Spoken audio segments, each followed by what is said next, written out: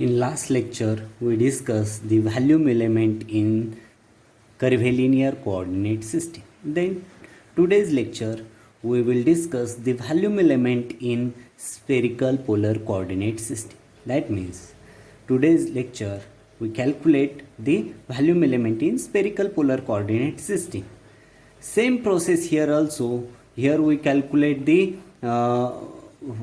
volume dv is equal to, here also we use the orthogonal coordinate system, orthogonal curvilinear system. dv is equal to orthogonal, that means curvilinear साठी जे use केलं आपण त्याचा इथे use करणार आहोत. dv is equal to h1 h2 h3 du1 du2 du3, right? Then we calculate the volume element in spherical polar coordinate system. in figure इथे लक्षात घ्या. ह्या फिगरमध्ये एक्स वाय झेड ही कर्व्हिलिनियर सिस्टीमची डायग्रॅम. ओके, म्हणजे 3 एक्सेस दाखवले इथे, एक्स एक्सिस, वाय एक्सिस आणि झेड एक्सिस. पी हा कोणताही एक पॉईंट आहे बघा. Consider a point p, consider a point p having coordinates. आता स्पेरिकल पोलर कोऑर्डिनेट सिस्टीम आपण स्टडी करतोय, तर पी ह्या पॉईंटचे कोऑर्डिनेट्स काय असतील इथे? Spherical polar coordinates R, theta and five are the coordinates of that P point as shown in figure, right? लक्षात आलं इथे. इथे P हा पॉईंट दिसतोय इथे नोट डायग्राममध्ये. ह्या P ह्या पॉईंटचे स्पेरिकल पोलर कोऑर्डिनेट्स काय आहे? आर, थीटा आणि फाय हे त्याचे काय झाले? कोऑर्डिनेट्स झाले. Okay, as shown in figure. आता ह्या फिगरमध्ये ओ टू पी हे डिस्टन्स किती आहे लक्षात घ्या. डायग्रामची जॉमेट्री समजून घेणं इथे खूप गरजेचं आहे. O p is equal to r एवढं डिस्टन्स, राईट? आता तेच डिस्टन्स आपण डी आर एवढं काय केलं? स्ट्रेस केलं. ओ पी हे डिस्टन्स आर एवढं आहे ते आपण काय केलं? स्ट्रेस केलं. डी आर एवढं काय केलं? ते स्ट्रेस केलं. तर ती काय झाली? ती लाईन काय झाली? स्ट्रेस झाली. लाईन स्ट्रेस झाली. लाईन स्ट्रेट लाईन जी आहे ती काय झाली? स्ट्रेस झाली. आणि ती लाईन काय आहे? पी क्यू ही लाईन, राईट? दॅट मीन्स ती लेंथ किती स्ट्रेस झाली? ही लेंथ जी आहे ही लेंथ किती स्ट्रेस झाली? तर डी आर एवढी काय झाली? ती स्ट्रेस झाली. Note that here, very important, that P is the unit point. It's spherical polar coordinates R, theta and phi. and that OP distance is a R, then that OP distance is stress towards the straight line. That line will be PQ. That means that OP is stress by length dr, then that stress line is a dr. Okay, understood? Then next point, increase coordinate theta. हा theta जो आहे ते next coordinate म्हणजे first काय केलं आपण? P ह्या पॉईंटचे 3 स्पेरिकल कोऑर्डिनेट्स आहे, आर, थीटा आणि फाय. डायग्राममध्ये आर दिसतो, इथे थीटा दिसतो आणि इथे फाय पण दिसतो. फर्स्टला काय केलं आपण?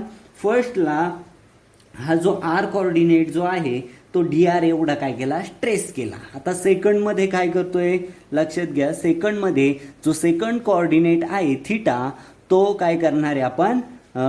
इन्क्रीज करणार आहे. किती इन्क्रीज करणार आहे? Theta increase. किती इन्क्रीज करणार आहे? डी थीटा एवढा काय करणार आहे? तो आपण इन्क्रीज करणार आहे. आता हा थीटा डी थीटा एवढा इन्क्रीज केल्यानंतर काय होणार आहे?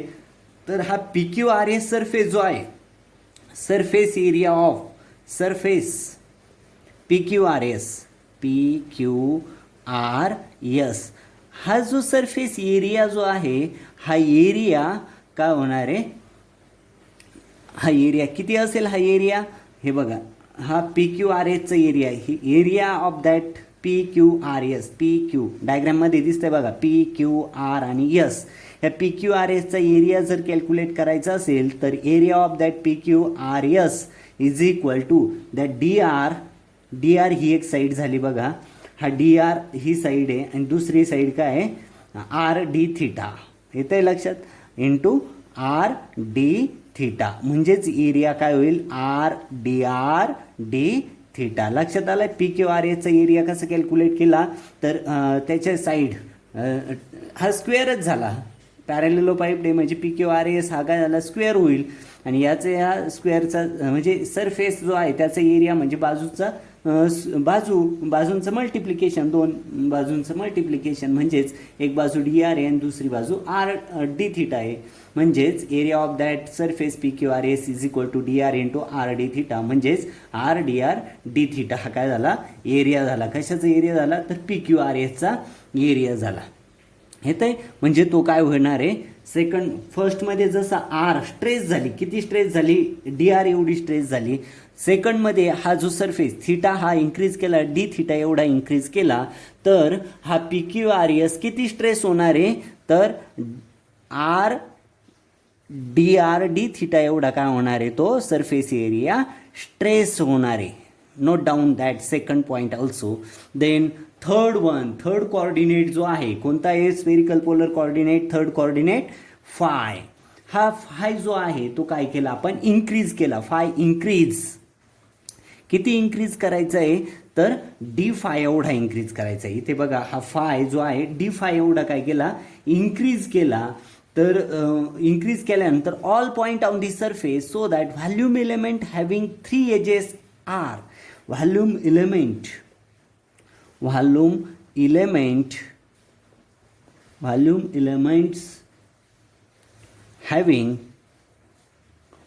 elements having 3 adjacent edges, 3 adjacent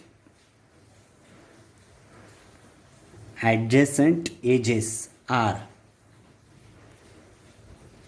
कोणत्या 3 ॲडजेसंट एजेस आहे बघा, इथे दिसेल तुम्हाला. पहिली एजेस आहे डी आर, दुसरी एजेस आहे ही पहिली एजेस डायग्राममध्ये लक्ष द्या इकडे, डी आर.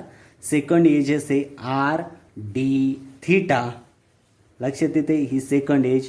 आणि थर्ड एज इथे ॲरोनी दाखवली बघा डायग्राममध्ये, r sine theta D five.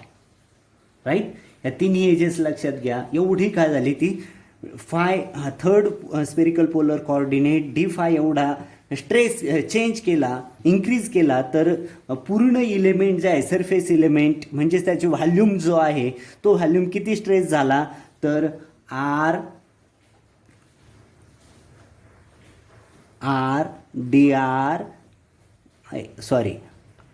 Square sine theta D R D theta D phi एवढा काय होणार आहे, तो ऑल व्हॅल्यूम एलिमेंट काय होणार आहे, स्ट्रेस होणार आहे. लक्षात आलं आहे. आता volume element in spherical polar coordinate actually calculate करायचे, त्याच्यासाठी ही जॉमेट्री आपण बघितली. जॉमेट्रीमध्ये बघितलं पी हा कोणता एक पॉईंट आहे, त्या पी ह्या पॉईंटचे 3 स्पेरिकल पोलर कोऑर्डिनेट्स आहे आर थिटा आणि फाय. लक्षात घ्या, हे समजणं फार गरजेचं आहे. पी ह्या पॉईंटचे 3 स्पेरिकल पोलर कोऑर्डिनेट्स आहे. फर्स्ट कोऑर्डिनेट आहे आर, सेकंड कोऑर्डिनेट आहे थिटा आणि थर्ड कोऑर्डिनेट आहे फाय.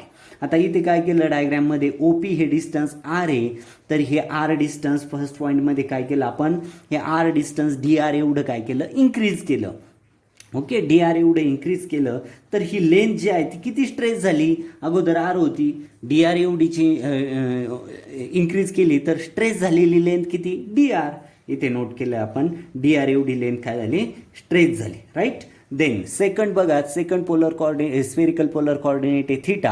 हा थिटा काय केला आपण, डी थिटा एवढा इन्क्रीज केला, तर हा P Q R S surface जो आहे तो सरफेस काय होतो, इन्क्रीज होतोय. तर त्या सरफेसचा पी क्यू आर एस ह्या सरफेसचा एरिया जो आहे तो एरिया कसा कॅल्क्युलेट केला, तर ह्या दोन बाजू ज्या आहे पी क्यू आर एसचा त्यांचं मल्टिप्लिकेशन म्हणजे त्या पी क्यू आर एसचा एरिया असेल. म्हणजेच area of that P Q R S is equal to first side into second side. First side किती आहे, D R into second side R D theta. Right, that means area of that P Q R S is equal to R D theta.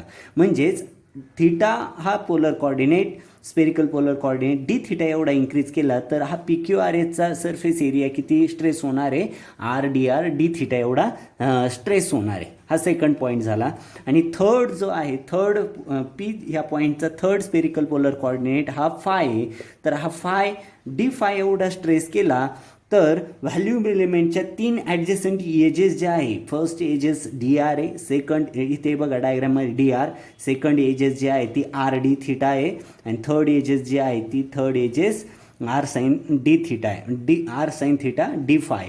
तर किती total volume stress होणार इथे R D R D theta आणि R sine theta D phi, म्हणजे R square sine theta D R D theta D phi एवढा काय होणार आहे, तो स्ट्रेस होणार आहे. आता इथे आपण व्हॅल्यूम एलिमेंट कॅल्क्युलेट करतोय. आता म्हणजे हे जे आहे याची व्हॅल्यूम किती झाली, तर हा व्हॅल्यूम झाला व्हॉल्यूम आपण डी व्हेने डिनोट करतो is equal to R square sine theta D R D theta D phi. आता ऑलरेडी लास्ट लेक्चरमध्ये आपण बघितलेलं आहे का ऑर्थोगोनल कर्व्हेलिनियर सिस्टीम जी आहे, म्हणजेच आपण बघितलं volume element in curvilinear coordinate system, त्यालाच आपण म्हणतो ऑर्थोगोनल कर्व्हेलिनियर सिस्टीम,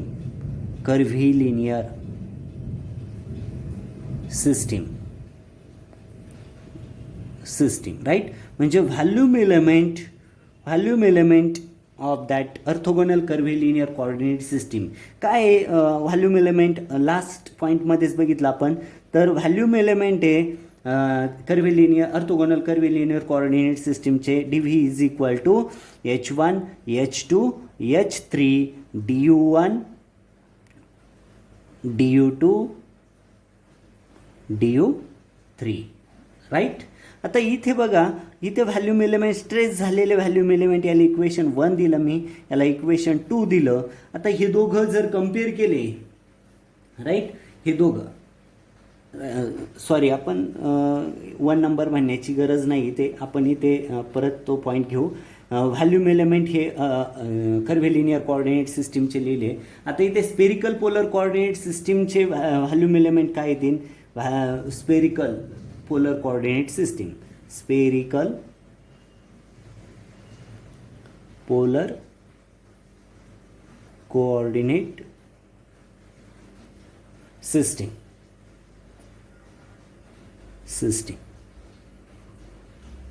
काय येईल, D V is equal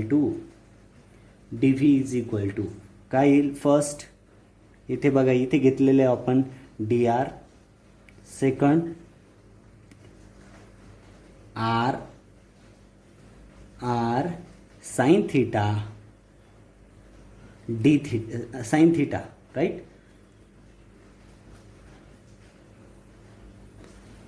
R sine theta okay. आणि थर्ड इथे D R D theta D phi okay.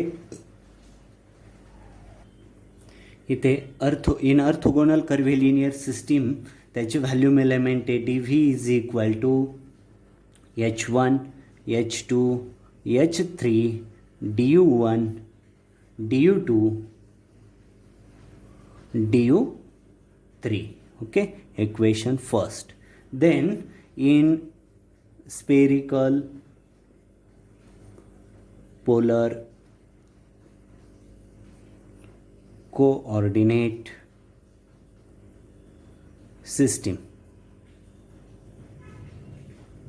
Okay, ही जी सिस्टीम आहे इथे D V is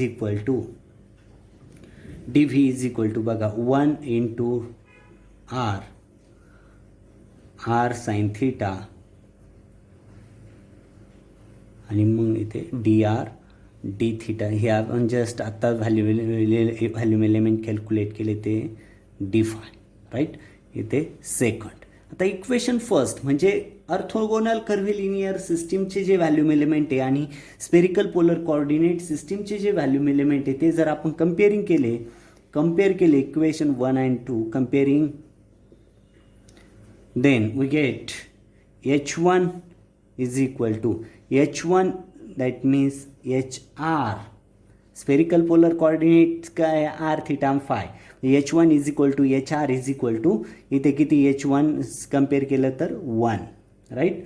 second H2 is equal to H2 म्हणजे सेकंड स्पेरिकल कोऑर्डिनेट आहे थीटा, म्हणजेच त्याला आपण एच थीटा पण लिहू शकतो इज इक्वल टू काय H2 R. आणि थर्ड जो आहे H3 इज इक्वल टू त्याला आपण थर्ड कोऑर्डिनेटच्या फॉर्ममध्ये लिहू H5, H3लाच H5 पण म्हणू शकतो इज इक्वल टू इथे जर कंपेअर केलं H3 एव्हा H1ला 1 H2ला R H3ला R sine theta आणि सेम मग DU means DR DU means D theta DU3 means D five म्हणजेच इथे R साइन थिटा होईल. म्हणजेच हे जे आहे स्केल फॅक्टर्स आपण हे कॅल्क्युलेट केले कशाचे, हे व्हॅल्यूम एलिमेंट झाला स्फेरिकल पोलर कोऑर्डिनेट सिस्टीमचा.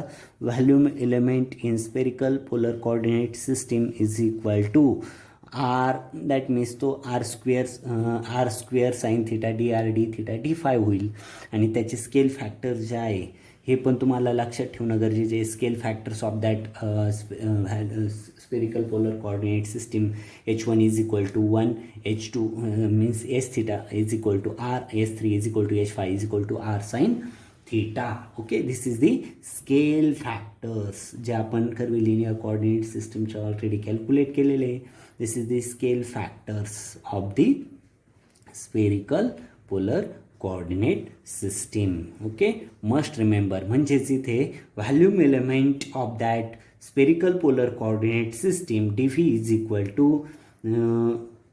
R square sine theta D R D theta D phi हे मिळाले.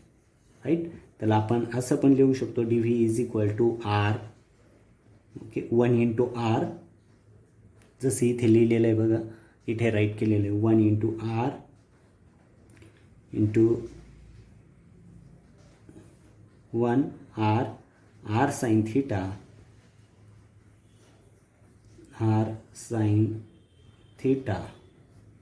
D R D theta D phi. हे काय झाले, व्हॅल्यूम एलिमेंट झाले स्फेरिकल पोलर कोऑर्डिनेट सिस्टीमचे. आणि त्याचे स्केल फॅक्टर झाले H1 is equal to HR is equal to 1, H2 is equal to H theta is equal to R आणि S3 is equal to H5 is equal to R sine theta. हे सगळं तुम्हाला लक्षात ठेवणं गरजेचं आहे. Volume element in spherical polar coordinate सिस्टीमचं equation काय आहे आणि त्याचे स्केल फॅक्टर्स काय. ओके, ही जॉमेट्री पण लक्षात आली आणि इथे आपण व्हॅल्यूम एलिमेंट पण डिराईव्ह केले आणि स्केल फॅक्टर्स पण डिराईव्ह केले. Thank you very much. नेक्स्ट लेक्चरमध्ये आपण volume element in cylindrical coordinate सिस्टीमचे आपण व्हॅल्यूम एलिमेंट डिराईव्ह करू. Okay, thank you.